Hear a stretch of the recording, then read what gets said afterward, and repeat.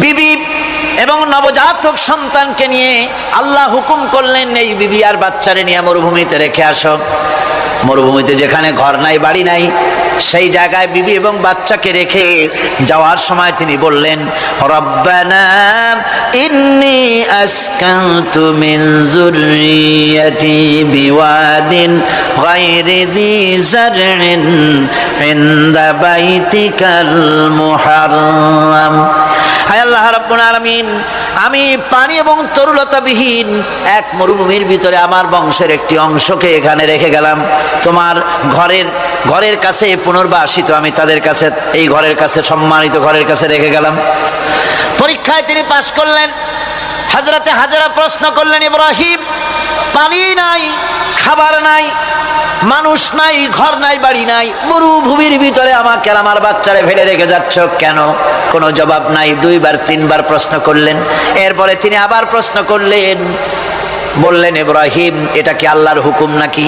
হযরত ইব্রাহিম আলাইহিস সালাম নিজের কলিজার টুকরা সন্তান আর বিবিকে রেখে যেতেছেন ভারাক্রান্ত মন নিয়ে।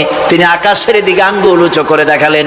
হযরত হাজেরা বুঝলেন তিনি তো আল্লাহর পয়গম্বর, আমার কোন অপরাধে এভাবে ফেলে যাওয়ার কথা নয়। তিনি বুঝলেন এটা আল্লাহর হুকুম।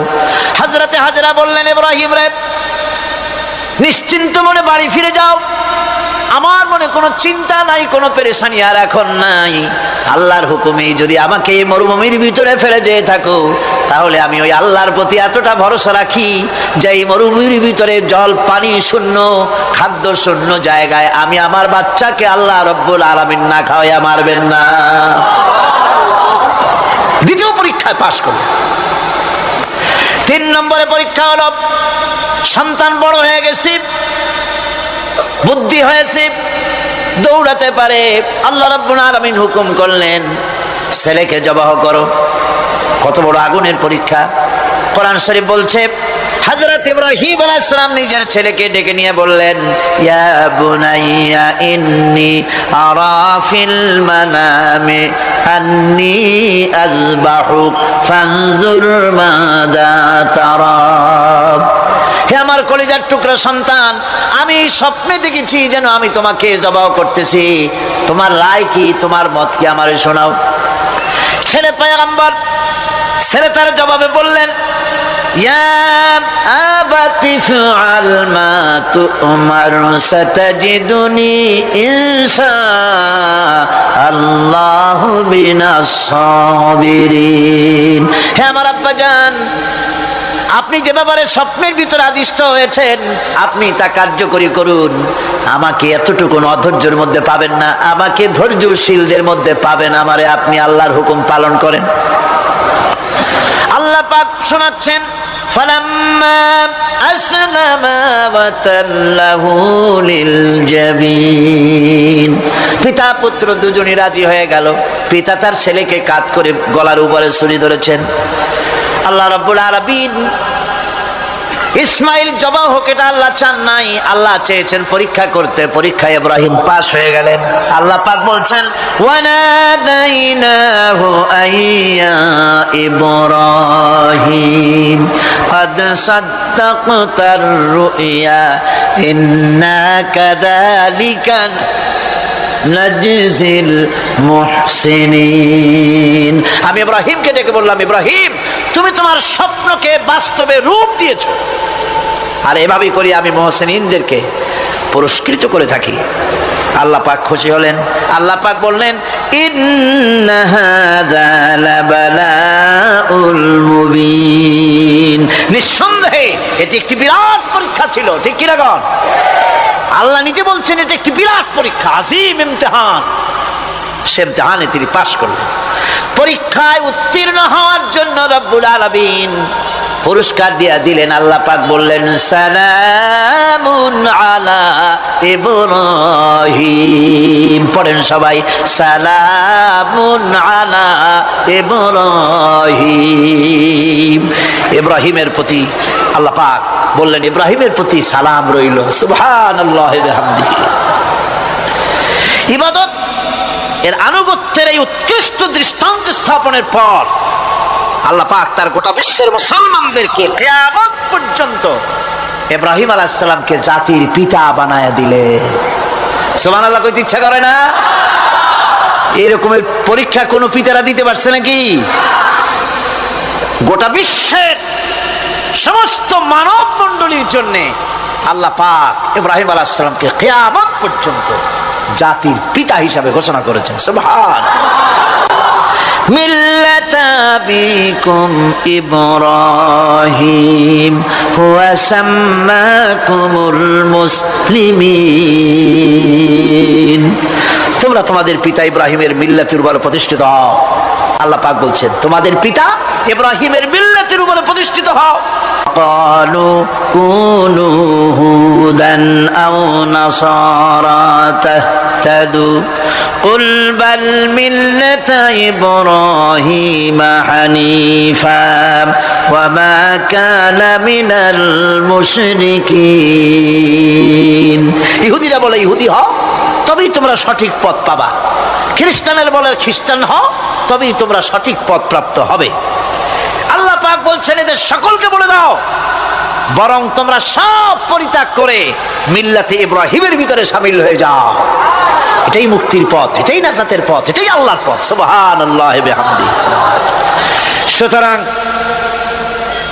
আমাদেরকে ইবাদতের নমুনা হিসেবে ইব্রাহিম আলাইহিস সালামকেও মানদণ্ড হিসেবে দেখতে হবে যে কিভাবে তিনি সারেন্ডার করেছিলেন আল্লাহ পাকের দরবারে।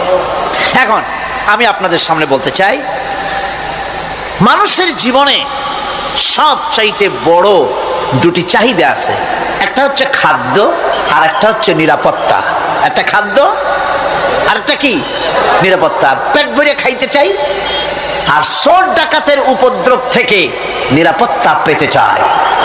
আইন শৃঙ্খলা পরিস্থিতির উপরে যখন পার্লামেন্টে আলোচনা হচ্ছিল আমি তখন বলেছি, মাননীয় স্পিকার, আমার দেশের সাধারণ ভোটারদের বড় কোনো আশা আকাঙ্ক্ষা নাই। তারা কোনোদিন বলে না যে আমাদের গুলশানে বাড়ি দিতে হবে সকলে, আমাদেরকে মঙ্গল গ্রহে অফিস বানায় দিতে হবে, 5-এরও গাড়ি দিতে হবে, এগুলি তারা দাবি করে না।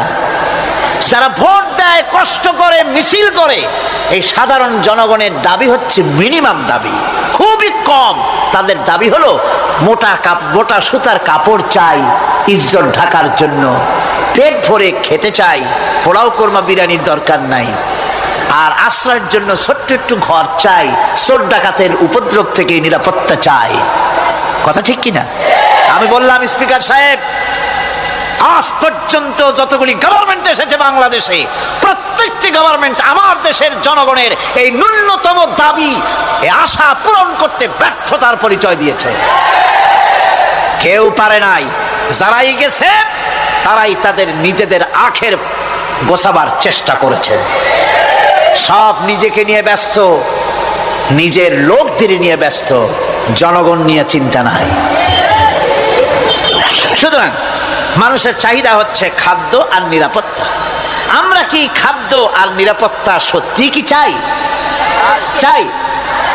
খাদ্য যদি চাই ক্ষুধার সময়, নিরাপত্তা যদি চাই ভীতির সময়, আল্লাহ রাব্বুল আলামিন বলেন কোন গভর্নমেন্ট দিতে পারবে না, দুনিয়ায় কেউ দিতে পারে নাই, পারবেও না। ক্ষুধার সময় যদি খাদ্য চাও, ভীতির সময় যদি নিরাপত্তা লাভ করতে চাও, তাহলে ফালইয়াবুদু রাব্ব হাযাল বাইত, এই ঘরের মালিকের ইবাদত কর। কোন ঘর? কাবা ঘর। বলেন কোন ঘর?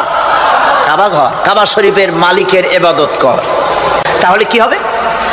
আল্লাযী আত'আমাহুম মিন জু'ইন ওয়া আমানাহুম মিন খাউফ। এই ঘরের মালিকের ইবাদত যদি করো, তাহলে ক্ষুধার সময় তিনি তোমাদেরকে খেতে দিবেন, আর ভীতির সময় তিনি তোমাদের নিরাপত্তা দান করবেন। এ ওয়াদা কার? চিল্লায় বলেন ওয়াদা কার? আল্লাহ পাকের কাছে মানুষের শ্রেষ্ঠ দাবিটা আল্লাহ নিজেই শিখাই দিয়েছেন। আমার কাছে দাবি কর, ইহদিনাস সিরাতাল মুস্তাকিম। হায় আল্লাহ, একটা সোজা, একটা সরল রাস্তা আমারে দাও, একটা সহজ পথ আমারে দাও। এই কথা সূরা ফাতিহা দাবি করার পর আল্লাহ রাব্বুল আলামিন এই অভিনন্দনের জবাবে, 7টা বাক্যের অভিনন্দনের জবাবে আল্লাহ রাব্বুল আলামিন 30 পারা কোরআন শরীফ নাজিল করে দিলেন। সূরা ফাতিহার এই সওয়ালের জবাবে আল্লাহ পাক বললেন, ওয়া আনি'বুদুনি হাদা সিরাতুম মুস্তাকিম। সোজা রাস্তা চাও, আমার গোলামি করো, ইবাদত করো। সব জায়গায় ইবাদত, গোলামি করাই লাগবে। আমার কাছে সোজা রাস্তা চাও, সোজা রাস্তা হলো আমার গোলামি করা। কার গোলামি? বেহেশতে যেতে চান? আমি আস্তে জিজ্ঞাসা বলে আপনারও আস্তে জবাব দিলেন। বেহেশতে যেতে চান? সুবহানাল্লাহ। এমন কোন মানুষ আছে নাকি যে বেহেশতে যেতে চায় না? মদ খোরও যাইতে চায়। সবাই, আমরা সবাই বেহেশতের আশা করি, ঠিক কিনা? আল্লাহ রাব্বুল আলামিন বলেন, বেহেশতে যদি যেতে চাও তাহলেও ইবাদত করা লাগবে, ইবাদত ছাড়া জান্নাতে যাওয়া যাবে না। ফাদখুলি ফি ইবাদি ওয়াদখুলি জান্নাতি। সর্বপ্রথম আমার বান্দার মধ্যে দাখিল হয়ে যা, আমার গোলামির মধ্যে দাখিল হওয়া, আমার গোলাম হয়, এরপরে আমার জান্নাতে চলে যা। আগে গোলাম হবি, তারপরে কোথায় যাবি? জান্নাতে যাবে। আগে গোলাম হ, আগে গোলামির খাতায় নাম লেখা, আগে সত্যিকারের আমার বান্দা হ, গোলাম, এরপরে জান্নাতে যাওয়া যাবে। জান্নাতে যাইয়া আল্লাহর সাথে কি দেখা করতে চাই? আল্লাহর সাথে দেখা করতে চাই। আল্লাহ রাব্বুল আলামিন বলেন, ফামান কানা ইয়ারজু লিকা রাব্বিহ ফালইআমাল আমালান সালিহান ওয়া লা ইউশরিক বিইবাদাতি রাব্বিহ আহাদা। তোমাদের মধ্যে যদি কেউ আল্লাহর সঙ্গে, তার রবের সঙ্গে যদি কেউ দেখা করতে চায়, তাহলে সে যেন ভালো ভালো কাজ করে, নেক কাজ করে, আর তোমার রবের সাথে অর্থাৎ আল্লাহ রাব্বুল আলামিনের সাথে ইবাদতের মধ্যে যেন কাউকে শরীক না করে। শিরক যদি না করো, খাঁটি গোলাম, খাঁটি বান্দায় যদি পরিণত হতে পারো, কিয়ামতের দিন আল্লাহ রাব্বুল আলামিনের সঙ্গে দিদার নসিব হয়ে যাবে। এই গোলামি করব কতদিন? কতদিন গোলামি করব? এই প্রশ্নের জবাবে আল্লাহ রাব্বুল আলামিন কোরআনে কারীমের মধ্যে জবাব দিয়ে দিয়েছেন, ওয়া'বুদ রাব্বাকা হাত্তা ইয়াতিয়াকাল ইয়াকিন। মৃত্যু পর্যন্ত, যতক্ষণ না নাক দিয়ে শেষ প্রশ্বাসটি, নিঃশ্বাসটি বেরিয়ে যাচ্ছে, ততক্ষণ পর্যন্ত আনুগত্য, গোলামি সবটা হবে কার? জোরে চিল্লা এখন কার? এই গোলামি জীবনের সব ক্ষেত্রে করতে পারলে আমরা মুসলমান, আর করতে না পারলে মুসলমান নামে মুনাফিক। না পারলে কি? মুনাফিক। বন্ধুগণ, এদিক ওদিক কোন দিকে না ঘুরে মসজিদে যান, মসজিদে গিয়ে নামাজ পড়েন, আর আল্লাহর কাছে হাত পেতে আল্লাহরে বলেন। সেজদা গিয়া যখন রব্বুল আলামিনের দরবারে কিছু চাইবেন, হুজুরের কাছে জিজ্ঞেস করা হয়েছে, হুজুর, বান্দা কখন আল্লাহর নিকটবর্তী হয়ে যায়? আল্লাহর নবী বলেছেন, বান্দা যখন সেজদা দেয় তখন বান্দা একেবারে আল্লাহ পাকের কাছে চলে যায়। আল্লাহর কাছে চান, যা দরকার, ছেলে নাই, মেয়ে নাই, বউ নাই, অথবা চাকরি নাই, প্রমোশন চাই, ব্যবসায় উন্নতি চাই, যা দরকার কাকে বলবেন? মনটাকে পরিষ্কার করুন, আজকে মনটাকে সাফ করুন, সমস্ত দুর্বলতা থেকে মনকে উঠায় আনো, বিশ্বাস করুন, যা চাওয়া, যা বলা, সবটা আল্লাহর কাছে। কার কাছে? আমি তার গোলাম। আমি কার গোলাম? আল্লাহ ছাড়া কারো কাছে আমার অভিযোগ তুলবো না, সবটা বলবো আল্লাহর কাছে। বলে দেখেন, বলে দেখেন আল্লাহ পাক কিভাবে আপনাকে সাহায্য করেন। সুবহানাল্লাহ। ভাইরা আমার, আল্লাহ রাব্বুল আলামিন রাসূল করিম সাল্লাল্লাহু আলাইহি ওয়াসাল্লামকে বলেছেন, ফাইদা ফারাগতা ফানসাব ওয়া ইলা রাব্বিকা ফারগাব। যখন তুমি খালি হাত হয়ে যাবে, দাঁড়িয়ে যাবে এবং তোমার রবের কাছে মিনতি জানাবে, কিছু যখন থাকবে না, তোমার রবের কাছে দাঁড়ায় যাও আর তার কাছে মিনতি জানাও, তোমাকে আল্লাহ ভরপুর করে দিবেন।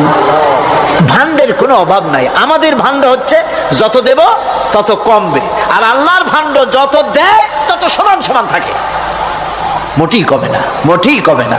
সুতরাং দয়াল বাবা, বাবাজান কেবলাজান বাবা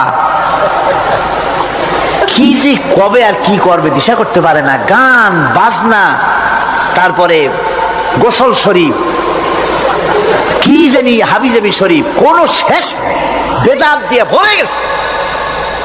এগুলি বিশ্বাস করবেন না, বিদআত খারাফা, এর সাথে মুসলমানের কোনো সম্পর্ক নাই। গান বাজনার সাথে মুসলমানের কোনো সম্পর্ক। হাতে কতগুলো ঢোল নিয়ে তারপরে মাজারের কাছে গিয়ে ঢোল বাজায়, কবরের কাছে, মাথায় কতগুলো চুল, দাঁতে ময়লা, মোষগুলা ঠোঁট দুইটা ঢাইকিয়া দাড়ির কাছে এসে পড়ছে। হায় হায় রে, এই রকমের মোষ আমি মাঝে মধ্যে চিন্তা করি যে দই খায় কেমনে এরা, গাঁজা মদ খাইয়া এগুলো মাজার মধ্যে গিয়ে পড়ে থাকে। আর কি জানি আছে ওইটারে ঘষে আর বলে মদিনা যাব কেমনে, মদিনা যাব কেমন। তুই মদিনা যাবি কেমনে? মদ খেয়ে গাঁজা খেয়ে তুই যাবি মদিনা? একটা কথা হইল? তোর নাপাক কদম আল্লাহ পাকের আরদে মুকাদ্দাসে উঠতে পারে না। বদকার, জিনাকার, শারাবি, কাবাবি, আল্লাহ পাকের নাফরমান, কতগুলা শালু কাপড় গায়ে দিয়া মাথায় কতগুলা চুল রাখিয়া তারপরে গ্রামের নামে শরীফ। আশ্চর্য কথা, এই গ্রামের নাম শরীফ, ওই গ্রামের নামের মাথায় গিয়া শরীফ। শরীফ তো মক্কা শরীফ, মদিনা শরীফ, কোরআন শরীফ, হাদিস শরীফ। আর শরীফের দরকার নাই। শরীফের জাত মারছে গ্রামে গ্রামে শরীফ লাগাইয়া। কর্ণফুলী শরীফ, চন্দ্রকোনা শরীফ। আশ্চর্য কথা, শরীফ শব্দের একটা ইজ্জত থাকা উচিত, ঠিক কিনা কন?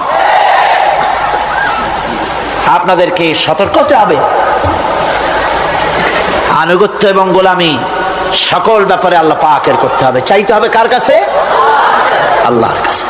মানুষে মানুষে ভেদাভেদ যদি দূর করে সমস্ত মানুষকে এক প্ল্যাটফর্মে আনতে হয়, তাহলে এই কোরআনে কারীমের এ ছাড়া অন্য কোন বিধান কি মানুষের হাতে আছে? আরো জোরে বলেন, আছে? নাই। এটাই চূড়ান্ত, এটাই শেষ। এ কথা সবাই জানে, এ কথা সবাই জানে। কিন্তু তারপরেও এই কোরআনের কাছে যেন কেউ না আসতে পারে, সেজন্য চলছে বড় রকমের ষড়যন্ত্র। এই ষড়যন্ত্র শুধু বহির্বিশ্বে হয়, আমাদের দেশে হয় না। সারাটা দুনিয়া জুড়ে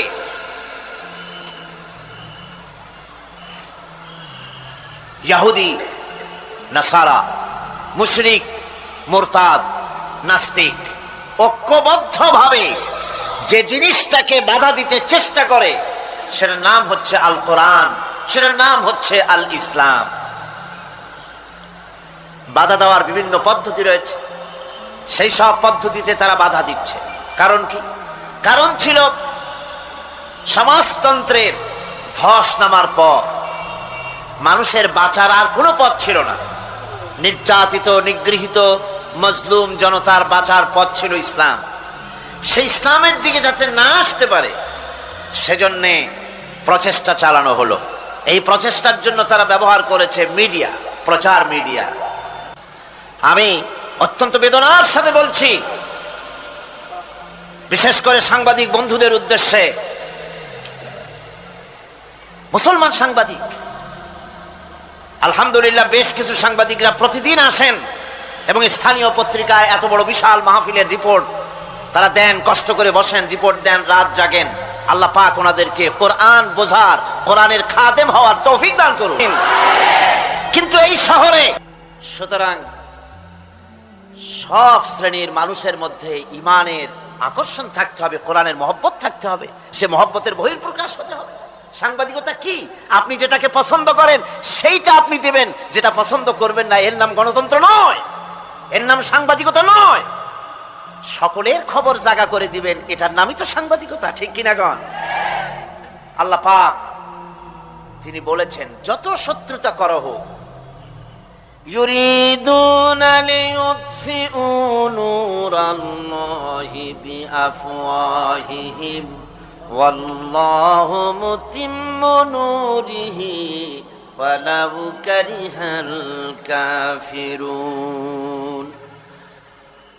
মহাসত্যের অস্বীকারীরা তারা চায় মুখের ফু দিয়ে আমার আলোকে নির্বাপিত করে দেবে, আমার দ্বীনকে মিটায় দেবে।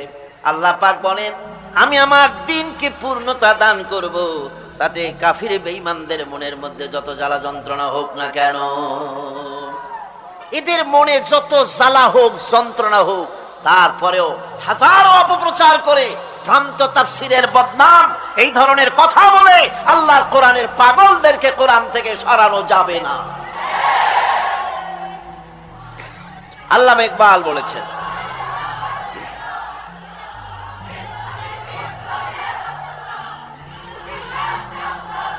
আল্লামা ইকবাল বলছেন, সতীজা কর রহা है अज़ल से ता इमरोज, सतीजा कर रहा है अज़ल से ता इमरोज, चरागे मुस्तफा भी से शरारे बुलहबीस। मुस्तफा सल्लल्लाहु अलैहि वसल्लमेर টিম টিম করে জ্বলা চারাগের সঙ্গে বিরোধিতা করে আসছে আবু জেহেল, আবু লাহাবরা শিয়াবাহমান কাল থেকে।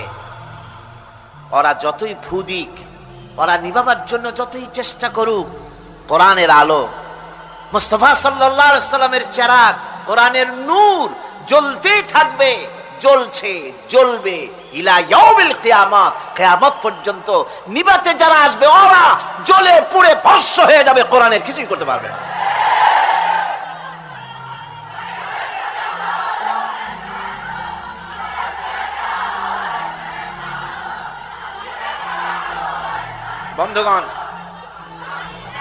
বন্ধুগণ, সুতরাং আজ আমাদেরকে বুঝতে হবে, আমাদের নাজাতের পথ হচ্ছে কোরআন, নাজাতের পথ ইসলাম। সম্মানের সাথে যদি পৃথিবীতে বাঁচতে চাই, ইজ্জতের সাথে যদি বাঁচতে চাই, কোরআন। ও জামানা মে মুআজ্জাজ থে মুসলমান হোকর और तुम खार बने हो तारिके कुरआन होकर। সে যুগের মুসলমানেরা কোরআনে কারীমের সঙ্গে থেকে কোরআনের আইন মেনে, কোরআনের অধীনস্থতা মেনে নিয়ে, কোরআনের বিধান মেনে নিয়ে পৃথিবীতে মর্যাদা লাভ করেছিলেন। আজ কোরআন হারাম, কোরআন ছাড়া মুসলমান বেইজ্জতি আর লাঞ্ছনার ভিতরে ডুবে মরছে। সুতরাং কোরআনের কাছে আসতে হবে। সেই কোরআন থেকে কথা বলতেছিলাম, আমরা আলোচনা করতেছিলাম সূরা ফাতিহা থেকে। আমি চেষ্টা করব যত তাড়াতাড়ি শেষ করা যায় সূরাটি। কালকের মতো আজও গলা ছেড়ে দিয়ে পুরুষোচিত কণ্ঠে সকলে মিলে আমার সাথে পড়েন। আউযু বিল্লাহি মিনাশ শাইতানির রাজিম, বিসমিল্লাহির রহমানির রহিম, আলহামদুলিল্লাহি রাব্বিল আলামিন, আর-রহমানির রহিম, মালিকি ইয়াউমিদ্দিন, ইয়্যাকা না'বুদু ওয়া ইয়্যাকা নাস্তাঈন, ইহদিনাস সিরাতাল মুস্তাকিম, সিরাতাল লাযীনা আন'আমতা আলাইহিম গায়রিল মাগদুবি আলাইহিম ওয়ালাদ-দাল্লিন। আমিন। সূরা ফাতিহা আমরা আলোচনা করেছি আলহামদুলিল্লাহি রাব্বিল আলামিন, আর রহমানির রহিম, মালিকি ইয়াউমিদ্দিন পর্যন্ত আলোচনা করেছি। আমি বলেছিলাম সূরা ফাতিহা হচ্ছে একটি অভিনন্দন পত্র, যা আল্লাহ পাকের শিখিয়ে দেওয়া, বান্দারা এটি পেশ করবে মাবুদের উদ্দেশ্যে। তো অভিনন্দন পত্রের ভিতরে কয়টি জিনিস থাকে আপনাদের মনে আছে? মাশাআল্লাহ, আল্লাহ পাক আমাদের সকলের জ্ঞান শক্তি বৃদ্ধি করে দিন, মৃত্যু পর্যন্ত অটুট রাখুন। এখানে তিনটি বিষয় রয়েছে। প্রথমটি হচ্ছে প্রশংসা, দ্বিতীয়টি পরিচিতি, তৃতীয়টি দাবি। প্রশংসা পর্ব শেষ, অভিনন্দন পত্রের প্রথম পর্ব শেষ। এবার প্রশ্ন হচ্ছে, তোমরা যারা আমার প্রশংসা করলে তোমরা কারা? জবাবে আমরা বলছি, ইয়্যাকা না'বুদু ওয়া ইয়্যাকা নাস্তাঈন। আয় আমার রব, আমরা হচ্ছি তোমার বান্দা, একমাত্র তোমারই গোলামি করি, একমাত্র একমাত্র তোমারই ইবাদত করি। আর কারো ইবাদত, এই শব্দটা লাগাইলে কি বোঝা যায়? যে আর কারো করি না, একমাত্র তোমারই ইবাদত করি আর একমাত্র তোমারই কাছে সাহায্য প্রার্থনা করি। ইয়্যাকা না'বুদু ওয়া ইয়্যাকা নাস্তাঈন। আজকের বিষয়টা অত্যন্ত গুরুত্বপূর্ণ, অত্যন্ত গুরুত্বপূর্ণ। আল্লাহ রাব্বুল আলামিন আমাদেরকে সৃষ্টি করেছেন আসলে এইটার জন্য। সৃষ্টি করেছেন কিসের জন্য? কোরআনে কারীমের মধ্যে আল্লাহ রাব্বুল আলামিন বলেন, ওয়ামা খালাকতুল জিন্না ওয়াল ইনসা ইল্লা লিয়াবুদুন। আমি মানুষ এবং জিনকে সৃষ্টি করেছি শুধুমাত্র আমার ইবাদতের জন্য, আমার গোলামির জন্য, আমার আনুগত্যের জন্য। এই ইবাদত একটি ব্যাপক অর্থবোধক শব্দ। আমরা যদি ইবাদতটা নাই বুঝি, তা আমাদের মানব জন্ম হবে বৃথা। ইবাদত হচ্ছে আল্লাহর পছন্দনীয় জিনিসগুলি আমল করে তার সন্তুষ্টি অর্জন করার জন্য প্রচেষ্টা চালানো জীবনের সকল ক্ষেত্রে। এর মধ্যে ইবাদতের ভিতরে এমন এক ব্যাপক অর্থ যে এর ভিতরে নামাজ, রোজা, হজ, যাকাত, সত্য কথা, আমানতদারি, দিয়ানতদারি, প্রতিবেশীর হক আদায় করা, মাতা পিতাকে শ্রদ্ধা করা, প্রতিবেশী হক আদায় করা, স্ত্রীর হক আদায় করা, সৎ কাজের আদেশ করা, অসৎ কাজের নিষেধ করা, জিহাদ ফি সাবিলিল্লাহ করা, এ সব কিছুই হচ্ছে ইবাদতের মধ্যে শামিল। জিকির আজকার করা, তেলাওয়াত করা, আমলে সালেহ করা, এভাবে করে আল্লাহ পাককে খুশি করার জন্য আল্লাহর নির্দেশ মাফিক কাজগুলি করা, সবটাই হচ্ছে ইবাদতের মধ্যে শামিল। মানব সৃষ্টির উদ্দেশ্য এবং লক্ষ্যই হচ্ছে মানুষ গোলামি করবে, আনুগত্য করবে আল্লাহ পাকের। এই জন্য যত নবী আল্লাহ পাক পৃথিবীতে পাঠিয়েছেন, সমস্ত নবী দাওয়াত দিয়েছেন তার উম্মতকে কি বলে? ইয়া কওমি ইবুদুল্লাহা মা লাকুম মিন ইলাহিন গায়রু। প্রত্যেক নবী তার জাতিকে, তার সম্প্রদায়কে ডেকে বলেছেন, হে আমার জাতি, হে আমার সম্প্রদায়, এক আল্লাহর গোলামি করো, তিনি ছাড়া তোমাদের কোনো ইলাহ নাই, প্রভু নাই, মাবুদ বলে কেউ নাই। এভাবে করে কোরআনে কারীম একজন একজন করে নবীদের নাম উচ্চারণ করে আল্লাহ পাক শুনিয়ে দিলেন, শোনো, লাকাদ আরসালনা নূহান ইলা কওমিহি فقال يا قوم اعبدوا الله ما لكم من إله غيره। আল্লাহ পাক বলেন, আমি নূহ আলাইহিস সালামকে তার কওমের জন্য নবী করে পাঠালাম, আর নূহ আলাইহিস সালাম তার জাতিকে ডেকে বললেন, ও আমার জাতি, ও আমার সম্প্রদায়, এক আল্লাহর গোলামি করো, তিনি ছাড়া তোমাদের কোনো রব নাই, ইলাহ নাই, মাবুদ নাই। হুদ আলাইহিস সালাম সম্পর্কে আল্লাহ পাক বলছেন, وَإِلَى عَادٍ أَخَاهُمْ هُودًا قَالَ يَا قَوْمِ اعْبُدُوا اللَّهَ مَا لَكُمْ مِنْ إِلَٰهٍ غَيْرُهُ। হুদকে আমি সামুদ জাতির জন্য, আমি সালেহ আলাইহিস সালামকে তার জাতির জন্য পাঠাইছি, হুদকে তার জাতির জন্য পাঠাইছি, এবং তারা সকলেই বলেছেন, হে আমার জাতি, এক আল্লাহর গোলামি করো, এক আল্লাহর দাসত্ব করো, আর কারো গোলামি করা যাবে না। আল্লাহ পাক এরপরে বলেন, শুধু নূহ, শুধু হুদ, শুধু সালেহ আর শুআয়ব নয়, শুধু মুসা আর ঈসা নয়, ওয়ালাকাদ বা'আসনা ফি কুল্লি উম্মাতির রাসূলা আনি ইবুদুল্লাহ ওয়াজতানিবুত তাগুত। আমি প্রত্যেক জাতির জন্যই রাসূল প্রেরণ করেছি এবং সকলেই দাওয়াত দিয়েছেন আনি'বুদুল্লাহ ওয়াজতানিবুত তাগুত, এক আল্লাহর গোলামি করো, এক আল্লাহর আনুগত্য করো, আর তাগুতকে বর্জন করো। তাগুত হচ্ছে সেই শক্তি যে শক্তি শুধু নিজেই আল্লাহর আইন অমান্য করে না, অন্যদেরকেও অমান্য করতে বাধ্য করে, তাকে কি বলা হয়? কোরআনে কারীম বলছি,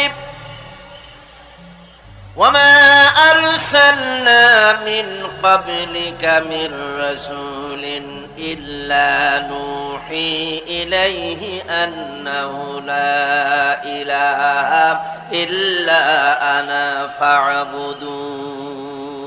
আল্লাহ পাক বলছেন, হে নবী, তোমার পূর্বে এই পৃথিবীতে আমি যাদেরকে পাঠিয়েছি তাদের সকলের প্রতি আমি এই ওহী অবতীর্ণ করেছিলাম যে তারা তার জাতিকে বলবে লা ইলাহা ইল্লা, লা ইলাহা ইল্লা আনা, আমি ছাড়া কোনো ইলাহ নাই, অর্থাৎ আল্লাহ ছাড়া কোনো ইলাহ নাই। এই কথাটা নবীরা সকল জাতির কাছে তারা বলবে, এই বলে ওহী নাজিল করেছে, এবং তারা বলবে একমাত্র আল্লাহ পাকের গোলামি, তার আনুগত্য জীবনের সকল ক্ষেত্রে করতে হবে, তিনি ছাড়া কোনো ইলাহ নাই, এটাকে বিশ্বাস করতে হবে।